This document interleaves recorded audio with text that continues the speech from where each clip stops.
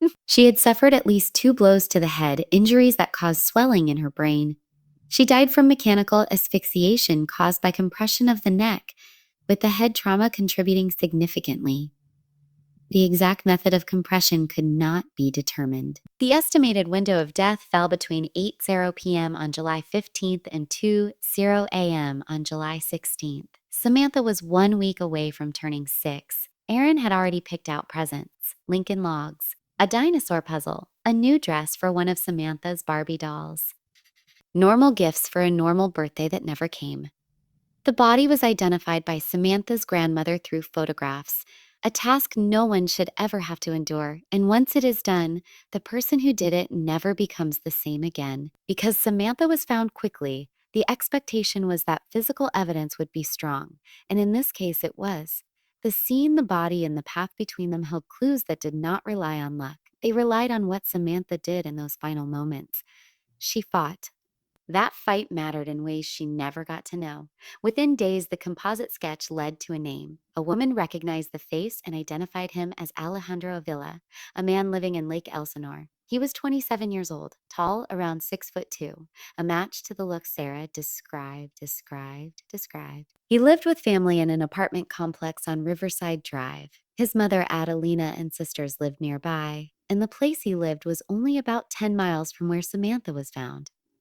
That proximity opened a new and disturbing possibility: that the killer did not just pass through the area, that he understood it, that he felt comfortable there. Alejandro was arrested 3 days after the abduction, ending a 4-day manhunt. But the arrest did not end the fear. For people in Stanton, the question shifted from "where is she?" to "how did this happen here?" The timeline of July 15th began to harden into something investigators could measure. Records showed Alejandro withdrew cash from a Bank of America ATM in Lake Elsinore at 5:18 p.m. Over the next several hours, he stopped twice at service stations. His station. Later that night, he checked into a Comfort Inn in Temecula sometime shortly after 9:00 p.m. to test whether this path could fit the crime. Investigators retraced the route 1 week later, minute for minute. The total distance, including stops, came out to about 202 miles. Driving time without stops was about 3 hours and 24 minutes, and with stops, about 3 hours and 40 minutes. The reconstructed trip fit being at the Smoke Tree complex around the time Samantha was taken, then later reaching the remote area where her body was left, before ending at the hotel. It was not just a theory, it was a timeline that matched. And around that timeline, physical evidence began to tighten. Alejandro owned a 1994 Ford Thunderbird that matched parts of the description Sarah gave. Tire tracks near the site where Samantha was found were consistent with the tires on his vehicle. Inside the car, DNA consistent with Samantha's profile was discovered, so rare it was expected in fewer than one person in a trillion. Beneath Samantha's fingernails, DNA matching Alejandro's genetic profile was found with odds measured in the hundreds of millions. Those details matter because they describe something real and physical: a struggle. Samantha did not simply get taken. She resisted, and that resistance followed him. There were shoe prints near the body, along with a single footprint. Shoes recovered during a search did not match those impressions. Surveillance from one of the service stations showed Alejandro wearing athletic shoes. Records from a shoe store later confirmed he purchased a pair in size 12 in September 2001. A shoebox was found during the search. The shoes were missing. Around the same time, people close to Alejandro remembered seeing scratches on his legs. He had an explanation ready. He blamed a baby gate at home, but the description of that baby gate did not fit the kind of edges that leave fresh marks. His sister noticed a scratch on the inside of his knee and did not believe the story. That is another pattern that shows up in cases like this. Not just the evidence itself, but the way stories appear around it. Small explanations offered quickly, meant to close a door before anyone can look inside.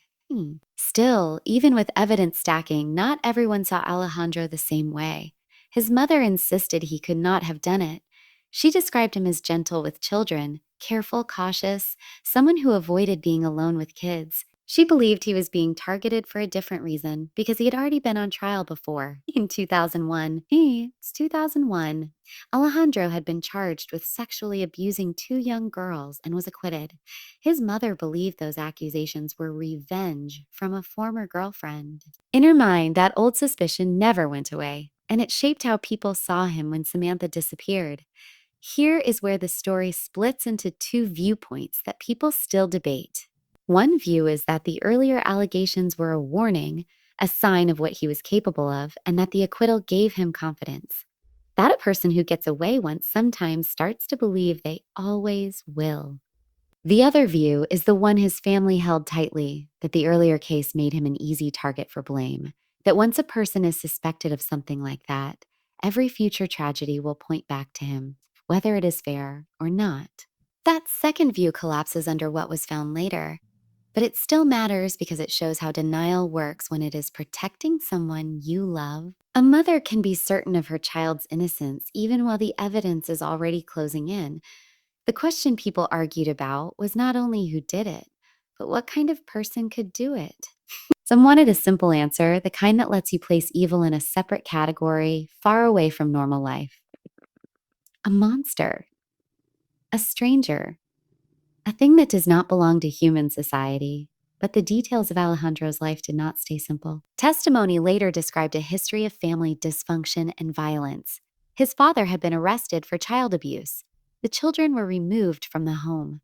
His father later became involved in a fatal shooting and pleaded guilty to manslaughter. Years later, Alejandro's brother Juan was found dead in Mexico with a gunshot wound to the back of his neck. During the penalty phase, this background was presented as context, as part of an argument that the crime was impulsive, shaped by a damaged life. Some people hear that and feel it as an excuse. Others hear it and feel the dread of a cycle that repeats, where a child grows up inside violence and later becomes the person who spreads it. Both reactions are human, and both can exist at the same time without changing what happened to Samantha. After Alejandro's arrest, the Smoke Tree Complex became a different place. People gathered. They brought flowers, teddy bears, and cards. They stood together because being alone felt impossible. Aaron took in that support, but support does not reverse time. It does not unmake what a child endured. Samantha's funeral drew thousands. People who never met her came because the story had cut into them, because it forced them to picture their own children, their own nieces and nephews, their own little cousins, sitting outside with a friend, trusting the world the way kids are supposed to. When the case went to trial, the evidence that supported conviction was overwhelming. The timeline from the ATM, the route, the stops, the hotel, the vehicle, the tire tracks, the missing shoes, the DNA in the car, the DNA beneath her fingernails, the physical struggle. The defense attacked the DNA collection process, questioned reliability, and pushed the idea of improper handling. But the case did not rest on one single point. It was a net of facts that all pulled toward the same conclusion. The courtroom still carried another layer, the one people rarely like to talk about because it makes the story even uglier. The earlier allegations returned in testimony. Additional accusations were heard, and a computer seized from his sister Adelida's apartment became part of the case. The computer held recovered images of children in sexually abusive situations.